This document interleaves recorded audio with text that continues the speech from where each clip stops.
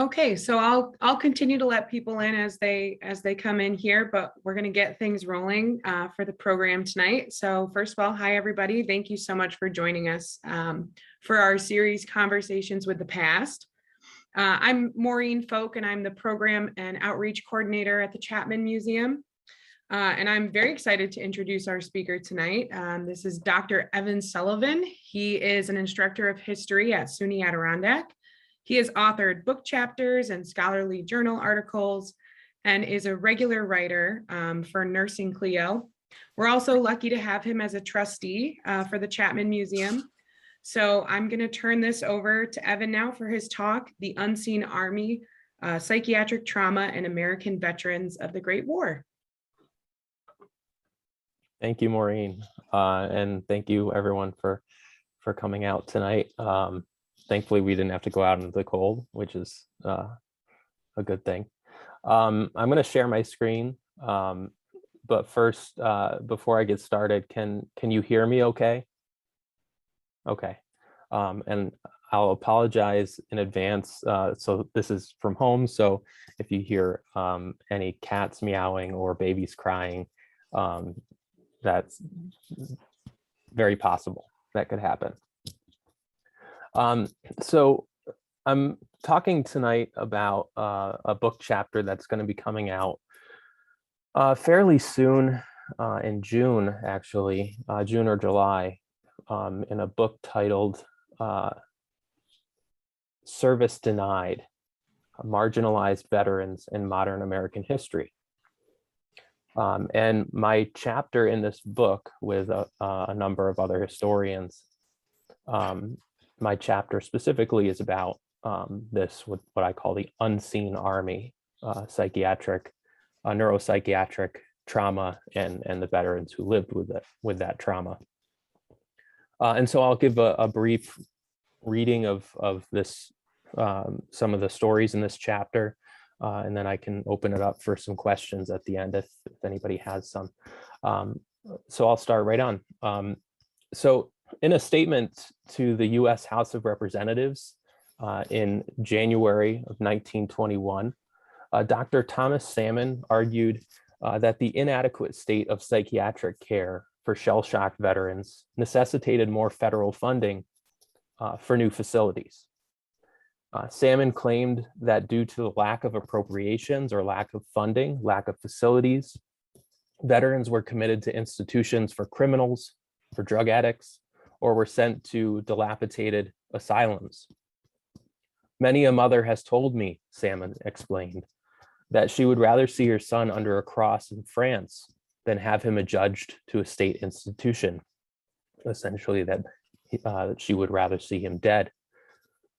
As a result of the abysmal prospects of care, some men were, quote, lurking at home, afraid to come forward, getting worse all the time. This unseen army, Salmon argued, would not come forward for treatment until the government provided adequate institutions for their care. Now, insufficient treatment of this unseen army of neuropsychiatric patients predated Thomas Salmon's appeal to Congress.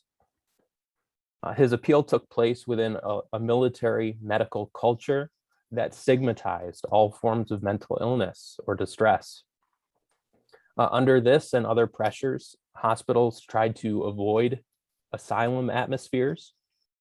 US Medical Corps officers who worked in psychiatry even tried to change their titles, as many found that the term neuropsychiatry was too closely associated with individuals diagnosed as insane. According to one officer, quote, as soon as a patient is admitted to a hospital for treatment, he is immediately classed by the outsider as a nut. Through the early 1920s, psychiatrists were sometimes singled out from other doctors and known simply as nut pickers. This spirit, the officer wrote, pervades all of the activities of the Veterans Bureau, the precursor to the Veterans Administration, with the result that there is continual joking among the patients of the hospitals, which oftentimes creates marked and unnecessary depression among those whose cases are frequently designated as NP, or neuropsychiatric. The stigma of neuropsychiatric wounds pervaded wartime culture. And this is, before I continue, this is an image of Thomas Salmon in uniform, along with a soldier being treated for trauma, both physical and mental trauma. But the stigma of neuropsychiatric wounds pervaded wartime culture, even in publications that fostered generous attitudes toward veterans and veteran care. A cartoon in the Red Cross magazine from 1919, for example, depicts a disabled veteran sitting at his work desk with his crutch next to him against the wall. A man sits before him, presumably a boss or manager, questioning how well he is getting along and whether he is better now than before the war. The man responds, "Why, of course I'm better off than before the war. You see, it wasn't my bean that was amputated." Now, cultural and social tropes such as this positioned neurological wounds as inferior to physical ones. Moreover, they reinforced ideas about the inadequate masculinity of those who continued to suffer long-term effects of wartime trauma. If a man couldn't carry on after the war, the thinking went, he could not fulfill. If the man could not carry on after the war, Great, now I muted it. Evan, I'm sorry, I accidentally muted you. Oh, okay. we're good. Oh, cool. So if a man couldn't, Well, don't do anything. it's okay. I teach, so I when we had Zoom classes, this happened frequently. It's okay. If a man couldn't carry on after the war, the thinking went, he couldn't fulfill the productive and familial duties expected of him by society and the state. Not surprisingly, American service members diagnosed with neuropsychiatric conditions faced disproportionately inadequate care in hospital ships, U.S. Army General Hospitals, and civilian hospitals as compared with other disabled veterans, such as, for example, amputees or blinded veterans. Frequently faced with stigma and condescension, these patients engaged in complex and often frustrating negotiations about power over their own bodies and voiced their concerns ranging from written protests to physical violence. And the means by which shell-shock veterans asserted control over their narratives were often overlooked at the time. Neuropsychiatric wounds were socially uncomfortable.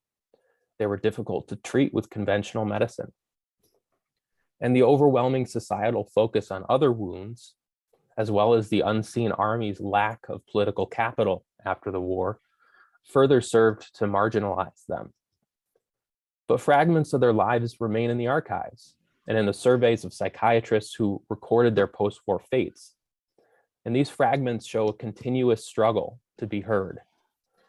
Their experiences reveal deficiencies of rehabilitation, particularly in societies so willing to ignore the costs of those wounds. And for our purposes, these lessons have proven enduring into the 21st century. Now, a little background. The Great War left around 70,000 American soldiers with psychiatric wounds. So many, in fact, that the Surgeon General ruled that the term shell shock was not a sufficient diagnosis to describe the men who were left mentally traumatized at the war's end. Symptoms of mental trauma included nervous tics, trauma-induced blindness or deafness, anxiety, depression, vomiting, confusion, and military personnel's lack of understanding often led to mistreatment, as soldier patients and veterans with neurosis, as it was termed, regularly confronted not only hostile ideas about mental health, but also prolonged stays in hospital wards. Now, the poor treatment of neuropsychiatric casualties stretched throughout their post-war experiences. Patients endured long and uncomfortable journeys on hospital transport ships, often in close confinement, often under armed guard. A group of patients, for example, arrived at U.S. Army General Hospital number 1, which was stationed in New York City, showing signs of neglect, allegedly due to a rush caused by the need for the transports to provide transport to other physically wounded patients. Now, to make matters worse, the rough ocean experiences aggravated symptoms of combat trauma, had a quote, a permanent marked effect on many of these cases, according to one report. On one ship, conditions were so bad that a group of 12 patients signed a protest letter about the unbelievable conditions on their ship, which was called the Manchuria, where they claimed to have faced degrading treatment. But the ocean transport was not the last stop in what became their multi-hospital odysseys. Patients with neuropsychiatric trauma were repeatedly shuffled from one hospital to another in attempts to adhere to official classification systems, as commanding officers of various hospitals preferred certain classes of patients over others.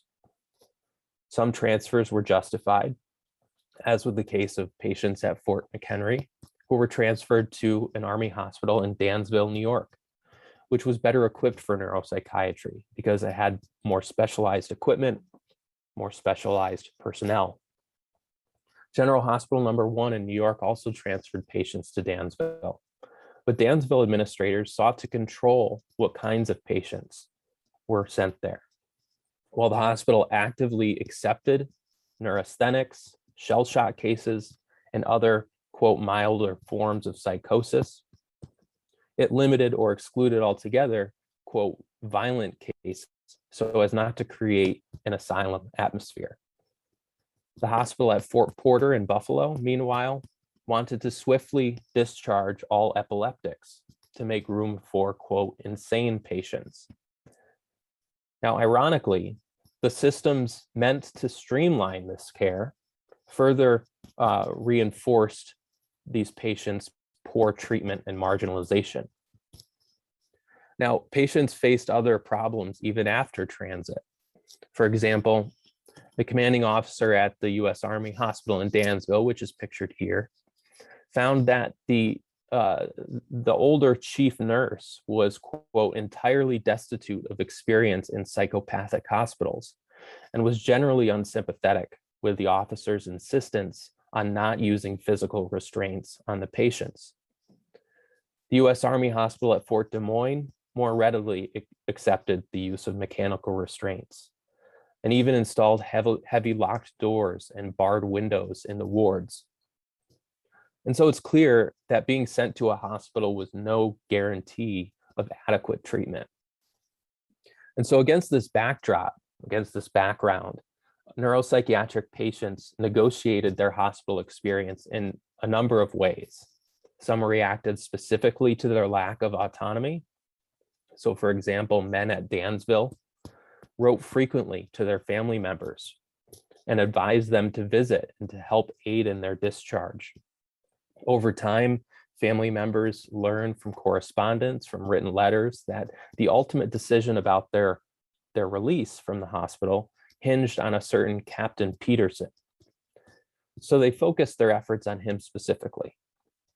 In this way, patients used their knowledge of hospital administration to negotiate their own release.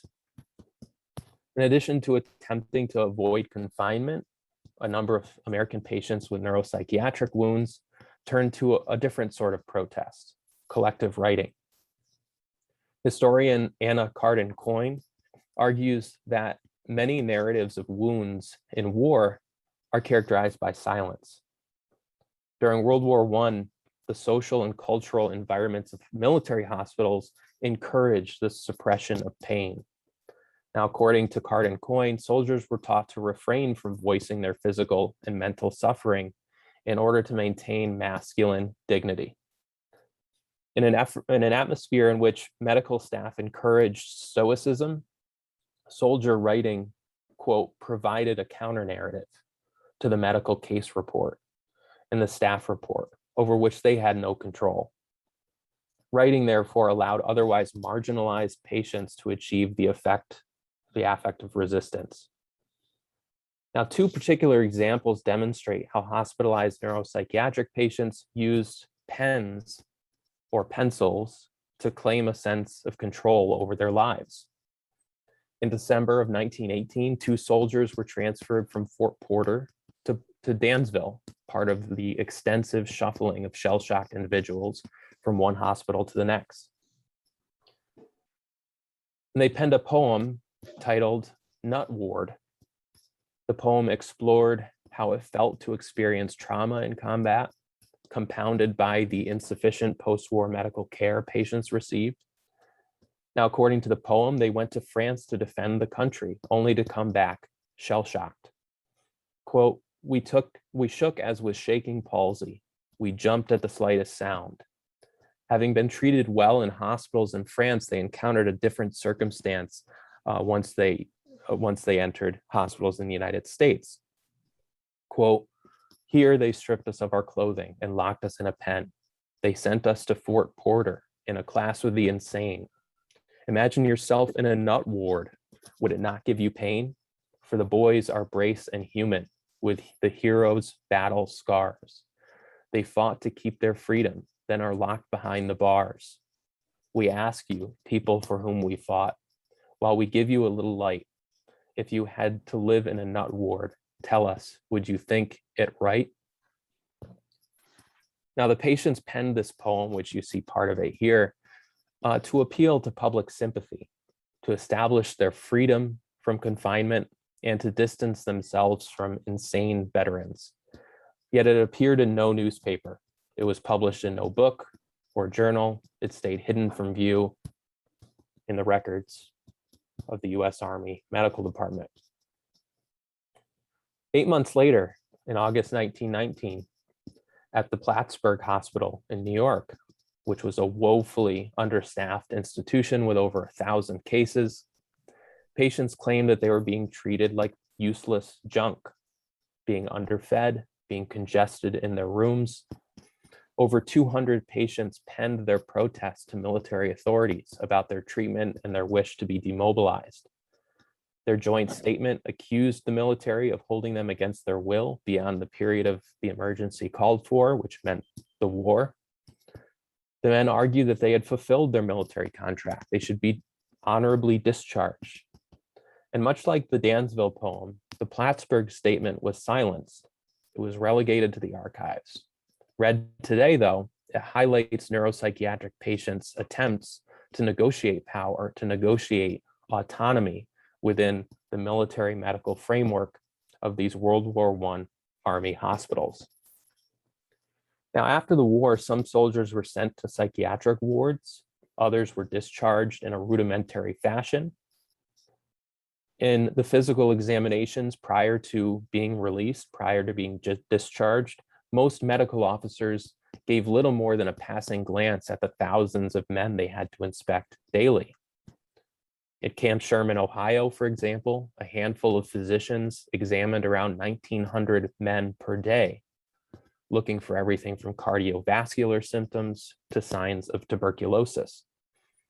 Camp Grant's physicians saved time by examining men in groups of 15. At word of command, quote, they would go through certain movements used as tests for nervous and mental defects. For example, rise, stand erect, close eyes, open eyes, tongues out.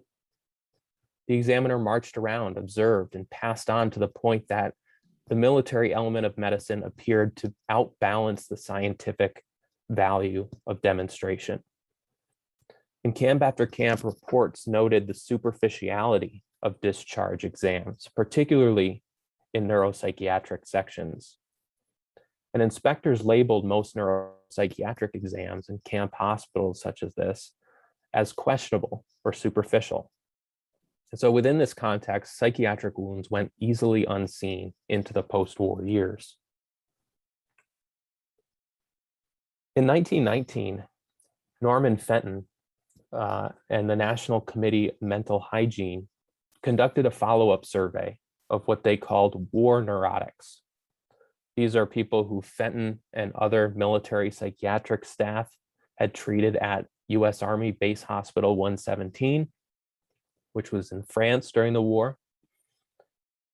And in his questionnaires and correspondence with ex-patients, Fenton sought to study the post-war realities of shell shock and to determine how well former patients readjusted to their civilian life. The initial survey resulted in almost 900 replies. Some men who lived near New York City visited Fenton in his personal office. Others met him when he took trips to Boston, to Philadelphia, or Washington, D.C. Fenton also wrote to the American Red Cross and enlisted their support to find and communicate with former patients.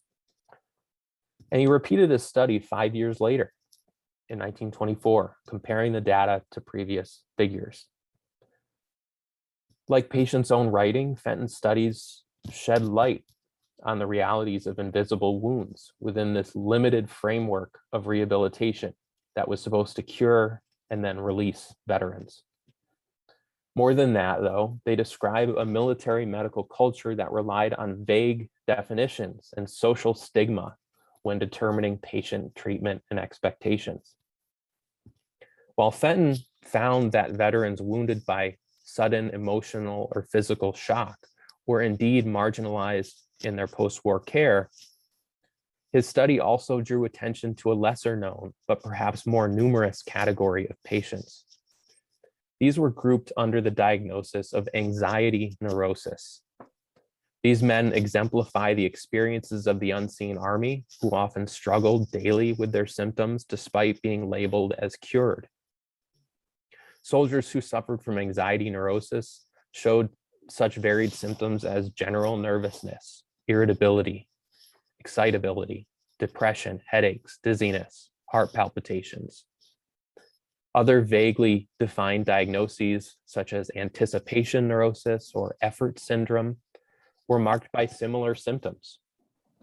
Anxious veterans existed within a complex rehabilitation culture governed by an aversion to mental illness and a drive to pressure patients to make good by returning to economic independence. Now, although anxiety was one of the largest and overlooked characteristics of the unseen army, pinpointing anxiety neurosis was a challenge, due in part to the ubiquitous nature of the symptoms. After all, patients or plenty of veterans with other physical illnesses dealt with nervous symptoms and depression. Veterans suffered the effects of heart disease, proved to be especially susceptible. For example, one veteran enlisted in 1917 and saw active service in Europe. He contracted rheumatic fever and experienced a heart murmur. After 4 years of vocational training, the Veterans Bureau reduced his compensation. The veteran then labored, quote, under constant strain and anxiety, and expressed to physicians at the US Naval Hospital in Philadelphia symptoms of weakness, palpitations, and dizziness. Another veteran who developed cardiac symptoms overseas felt general nervousness despite no physical evidence of cardiac irregularities. Doctors at that hospital estimated that 30 to 40% of heart symptoms had nervous symptoms as well. You know, the hospital was in France. Now, the numbers in Fenton's survey reflect the disparity between the large numbers of anxious patients and the prevailing belief that neurosis is only temporary and thus need not be given due consideration and treatment. According to Fenton's discharge numbers from Base Hospital 117, neurosis accounted for almost 39% of his patients, second only to, quote, normal men. Despite their higher numbers, however, medical personnel did not find it imperative to do further study and address their needs, but sought instead to discharge them as cured. One physician in a Naval Medical Bulletin editorial from 1922 charted the categorization system of neuropsychiatric disabilities that physicians used in military hospitals during the war. According to the report, the group of patients with anxiety was extensive, but for hospitalization, they argued the group should be extremely small.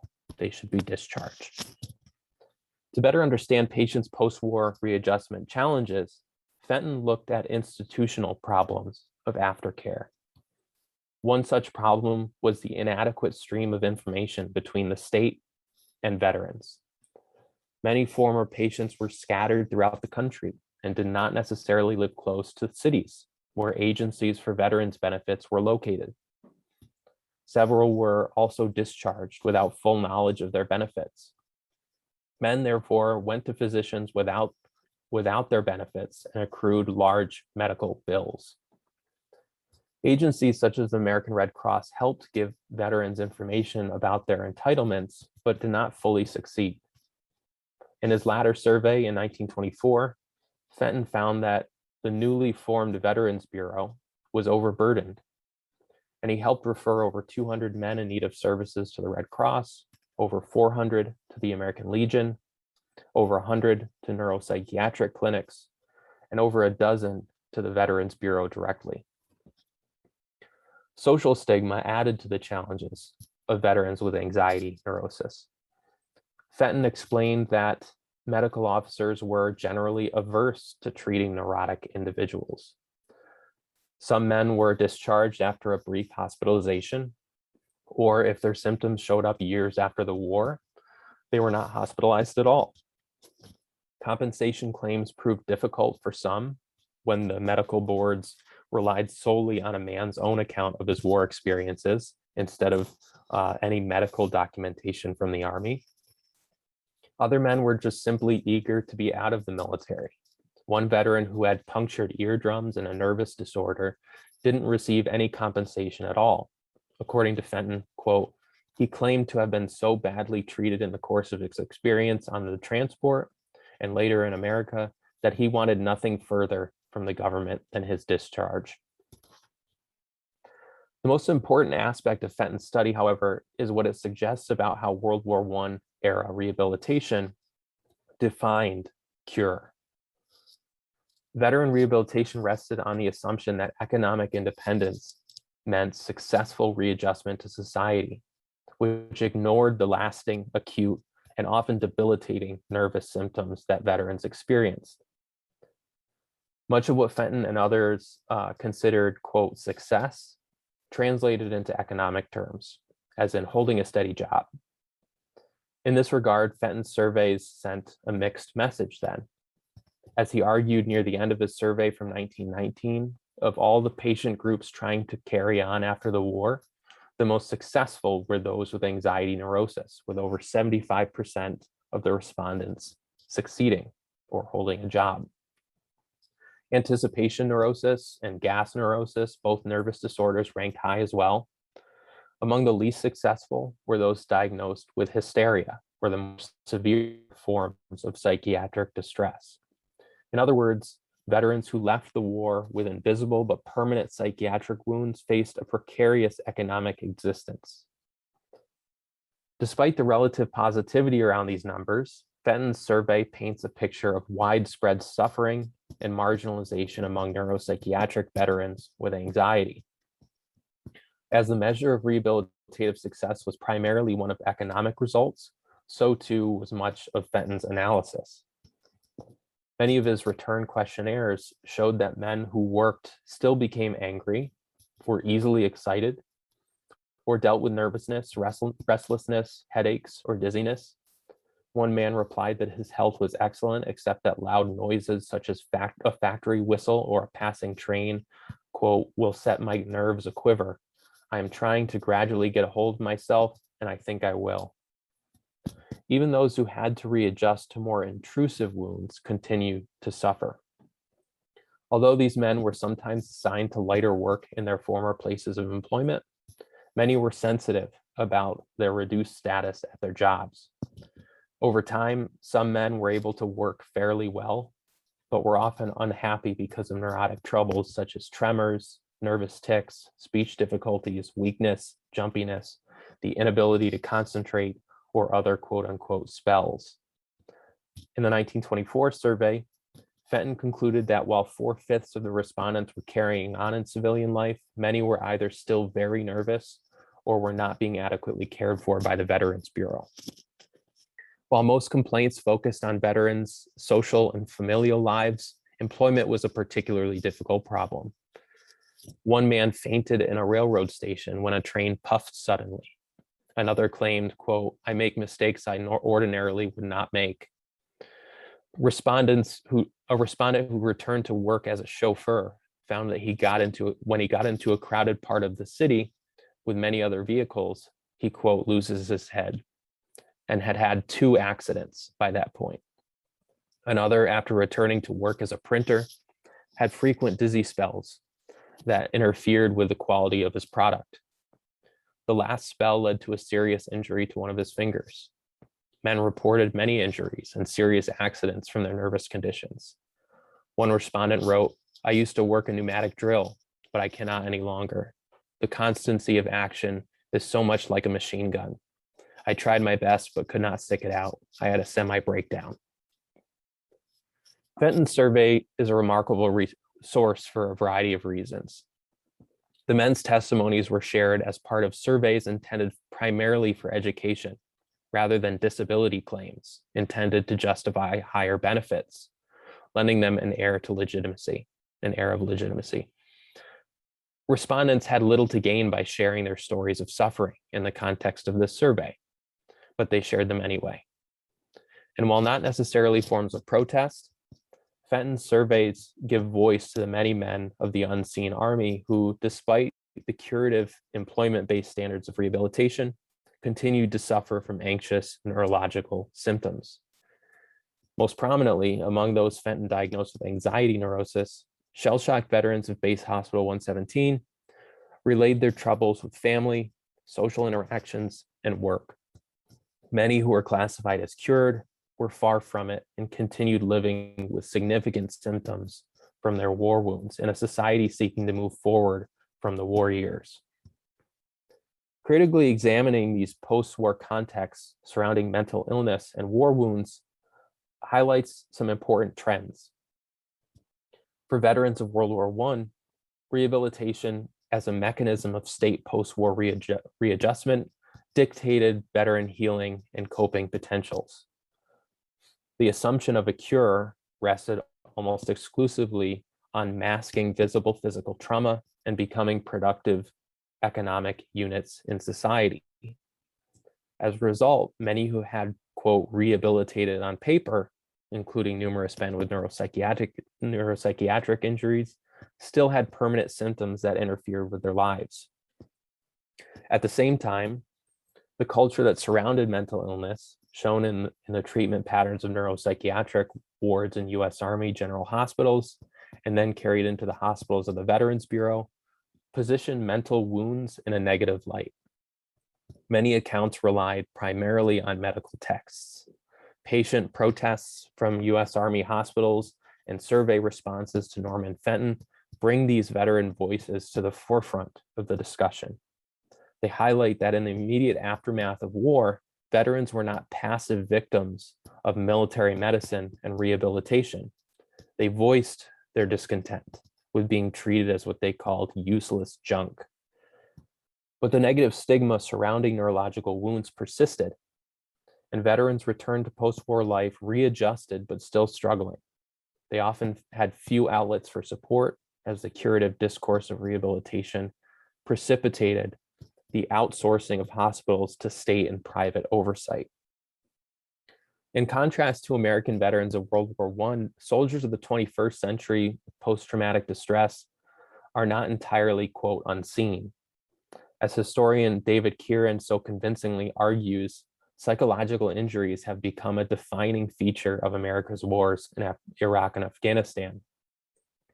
Yet, Army researchers in some cases continue to view psychological distress as temporary, and veterans continue to suffer in silence despite the cultural salience of such wounds and their ability to provoke critical questions about war does to the human body.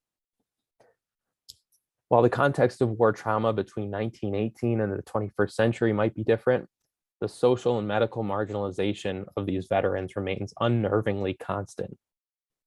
Understanding the limits of post-war psychiatric treatment in America's first truly modern war, that is World War I, could very well help us to better understand the limits of treatment in the wars of the 21st century and to question our own standards of care.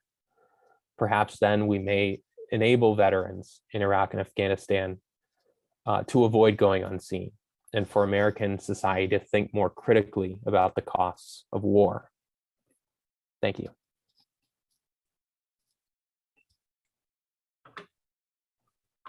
Evan, thank you so much for sharing your talk. I guess we could open the floor to questions. I have a question, Ed.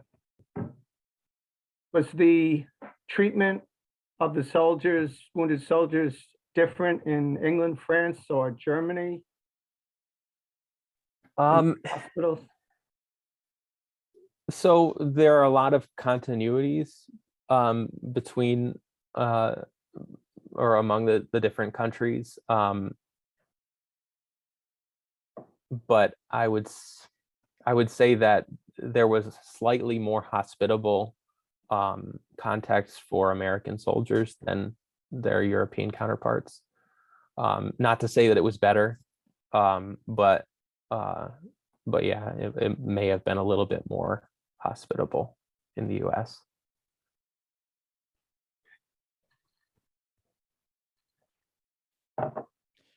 I have a question. If I can I just ask you to kind of expand upon your comments of the last 2 minutes? I've been listening through this and I've been kind of wondering to myself, what do I take from this? Is it that, in the 1917 or whatever, our understanding of mental problems was so primitive and we've come a long way? Or am I taking from this that, where we're talking about World War I, you could insert Vietnam or Iraq or Afghanistan or even the Civil War, and what the heck has really changed? I guess I'm just trying to put this in context. Sure. So what I would say to that is,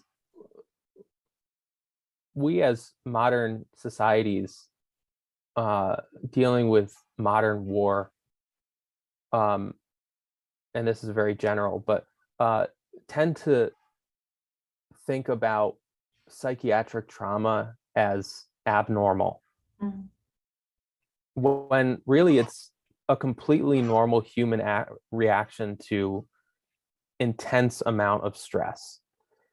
But no matter how many times we go through intense war, we still can't completely wrap our heads around the fact that we're sending humans to these stressful situations and expecting them to come out fine. And there are a lot of similarities between 1918 and 2018, right? Even though there's 100 years difference. Hopefully that answers your question. Yeah, I think it does. Thank you. Okay, I'll let anybody jump in. So I see a hand raised. Gwen, if you wanna. I do actually have a question. In terms of service, do you think it's easier now to gear our sympathies towards traumatized veterans because there are less people serving, as opposed to how universal service was, say, in World War I, World War II, even Korea or Vietnam, where every young man was being shipped off overseas? So it was easier to view our soldiers as, well, we all went through it, so let's just, get on with life. Whereas now, obviously there are a lot of service members, but is it easier to siphon our soldiers because there are less of them and it's less of a universal struggle generationally? Good question. That's a really good question. So I'll complicate that a little bit. So because that's what we do. We complicate everything needlessly. So World War I, there were definitely a lot of aspects of psychiatric care that were horrific. And yes, a lot of people fell through the cracks, right? It was, they emerged into a culture of, as one historian puts it, a culture of silence. Not only that, but a lot of veterans languish away in state and private institutions with very little support. And we see, we see that not as much in World War II, but people still had psychiatric trauma in World War II with the numbers served. But I would say that maybe it just seems like we're better able to handle it because there's just so few soldiers serving in the first place. If the proportion of soldiers to our broader population of the country was larger, I'm sure we would have a lot of problem trying to figure that out. But there's definitely a lot to be done. Yes. Sure. Is there? I have a question. Oh, we have another question. I'm sorry. Sure. Go on. Okay, good. Yeah. No, I was just wondering if proportionally, or if you knew if there was a between, say, the professional soldier and the citizen soldier, like the draftees, and were they less prepared for what they were going to face on these battles, especially World War I, World War II, what they were going to face, and that they weren't prepared for that. That's why they experienced this trauma, whereas maybe professional soldiers were more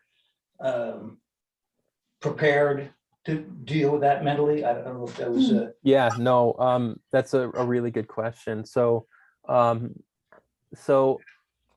you could actually argue that they were just as unprepared, no matter if you were going into it having been a regular soldier for a while or being drafted in 1917.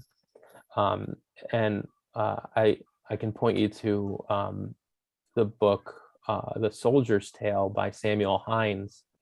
And he looks at, in two of these chapters, he looks first at British soldiers who had been in the military, had this, what he calls a war in the head, this imagined war that they were going to be fighting that would be full of cavalry charges and glorious battles and war of movement. And they met the complete opposite.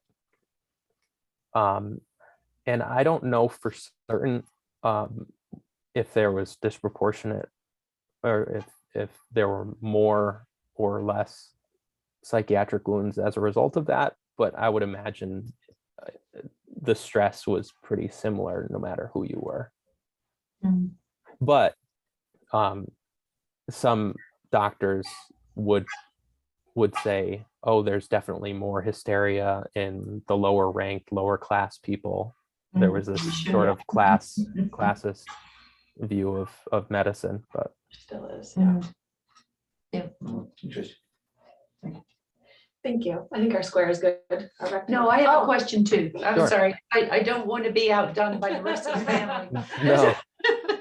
My question relates to, and you had an interesting phrase in there about the impact of gas, the neurological impact of gas. And I'm wondering, I ask because my paternal grandfather was gassed in Belgium, serving for the Irish Fusiliers in World War I.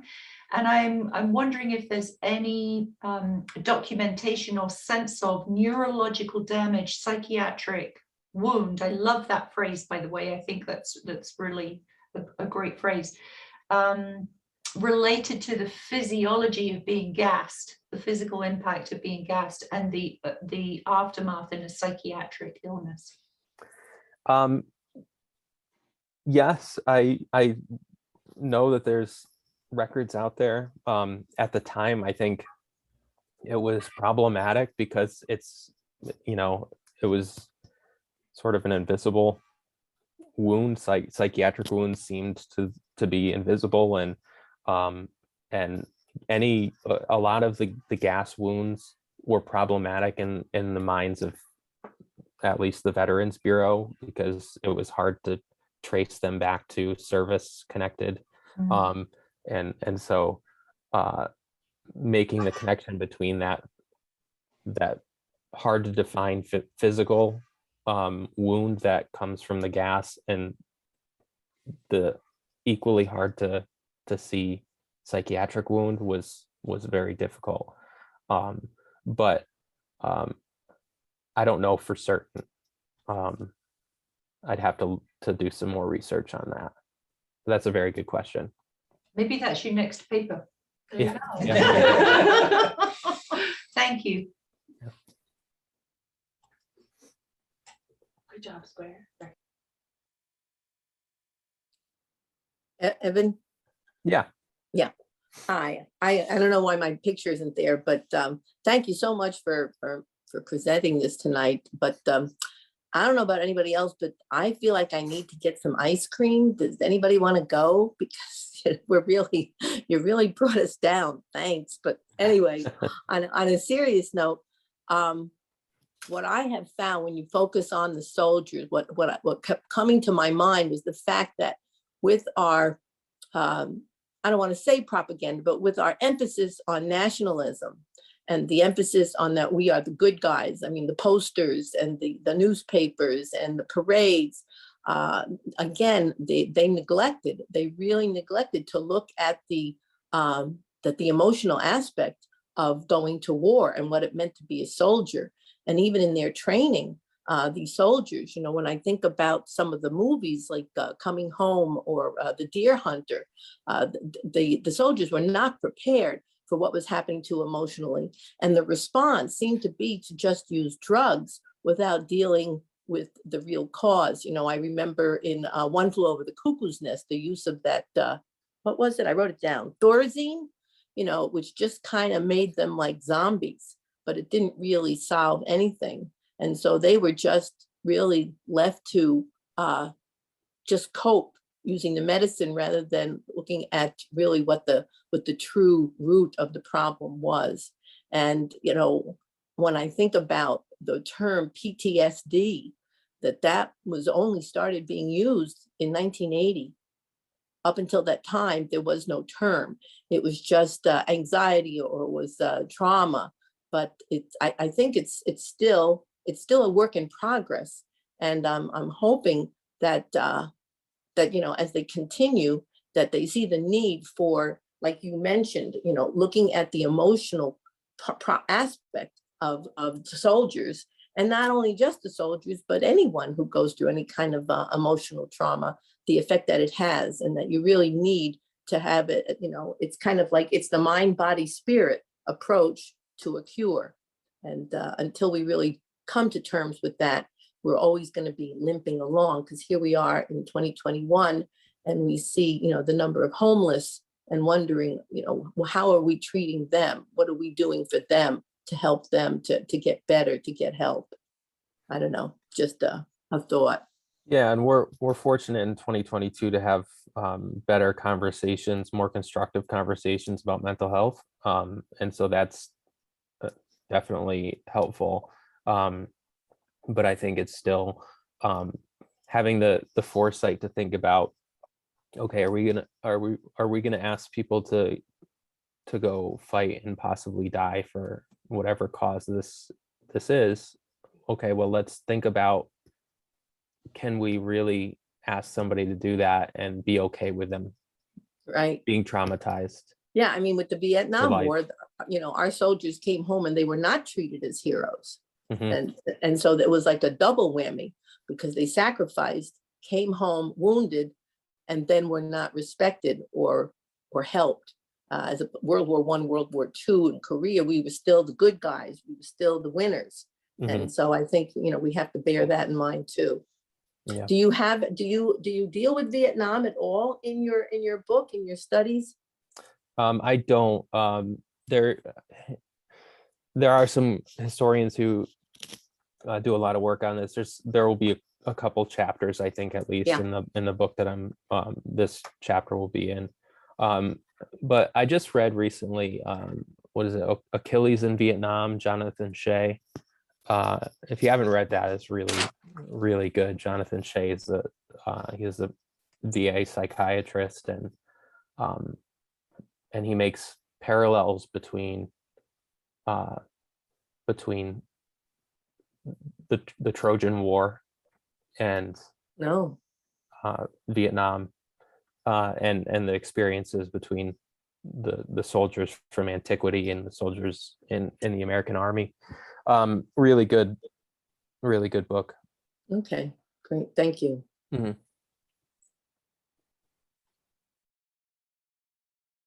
It's important also for us to recognize the the overall impact or influence that the moral injury and the invisible wounds that soldiers bring home, and the impact that that has on society in general, and how it affects family and society. So the war is not just, it's impacting certainly the soldiers the most, but then it has a profound impact, I think, on society. Yeah, absolutely. Generational trauma, family trauma, Yeah. right? And you think suicide rates among Oh, yeah. veterans Definitely. and how that affects the families. I do see a lot of I have a program at this retreat center that I work at that is focusing on veterans, and I will say that veterans are they commune a lot together at VFWs, at American Legions, or they have support groups that they've actually formed themselves. And I think being able to talk with one another so that they can share the experiences that they had helps them get through it. Yeah, absolutely. There's a camaraderie there, and there's a reason why the American Legion was a product of World War I. Disabled American veterans, sort of a product of World War I. It was the disabled American veterans of the World War back then, right? A lot of fraternal organizations, veterans organizations, helped people sort of live their lives again in a way. Yeah. Absolutely. And the spiritual piece of all of this, no matter what we think, whether it's a faith tradition or whether it's a higher power or simply just our spirits are wounded if we've gone through this kind of a trauma. And I think that's the hardest piece of all. If you're told never to kill anyone, and then you're face to face in combat and you kill someone, how do you live with that? I don't think my father ever got over that. Yeah. It's No, very difficult. And this gets back to what we were talking about, the veterans organizations. They're people who know what you've experienced, and they can there's sort of a safe place to just be with these people who you have a lot in common with. And this also goes back to a society asking people to go into combat and not really understanding what that means. Yeah. And veterans sometimes sort of when they hear "thank you for your service," they sometimes cringe, because it's like, what does that even really mean if you don't understand what we go through, and so definitely important conversations for sure.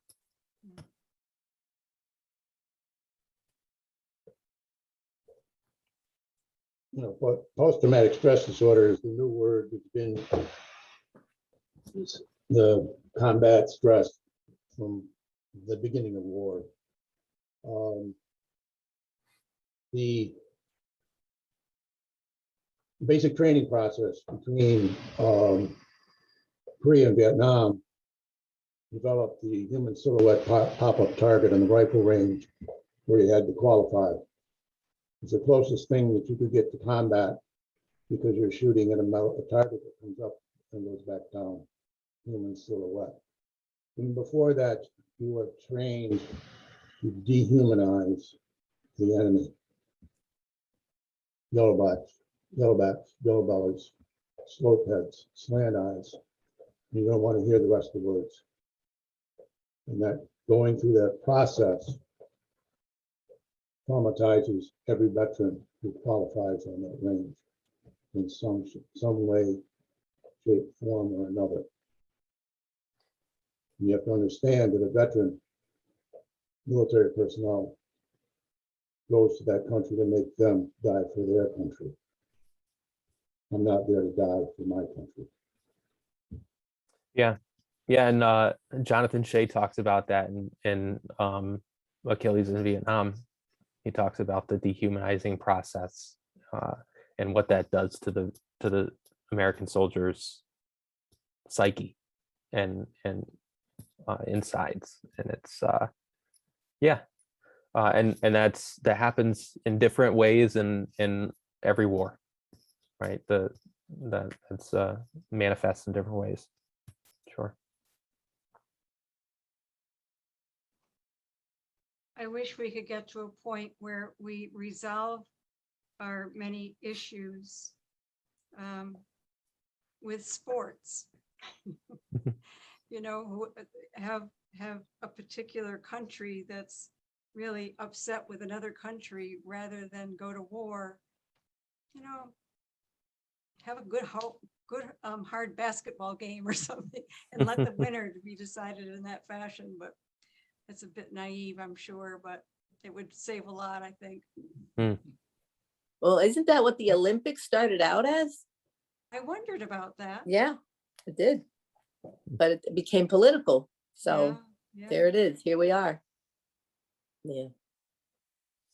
You know, I look at war as a failure of diplomacy. And we have not declared, Congress has not declared war in this country since World War II. We have to deal with that. And if you go back, what did Kennedy start up? Peace Corps. Mm-hmm. We need to deal with ourselves as America, but we also need to deal with the rest of the world with Peace Corps. We have a long history of blowing people up and then going back and rebuilding the country. You gotta cut off that kind of stuff. When it's, when it's safe to come, we'll come and help you. No, it brings up a lot of important conversations that this country, I think, should have. Yeah. Right. Well, I think we've had some really great discussion, and I don't want to cut things off, but I do just want to thank Evan again. We'll give you a virtual round of applause. So thank you so much for your talk. And for anyone who has stuck around, feel free to join us next month for our next talk with Conversations with the Past. It's going to be the Chapman Museum's retiring executive director, Tim Widener, is going to give a talk on Halfway Brook. So if people are around next month, feel free to check out our website for the information. But I just want to thank Evan again and thank all of you for showing up. Yeah, thank you all. Thank you. Good job. And have a great night, everybody. Have a good night. Yes.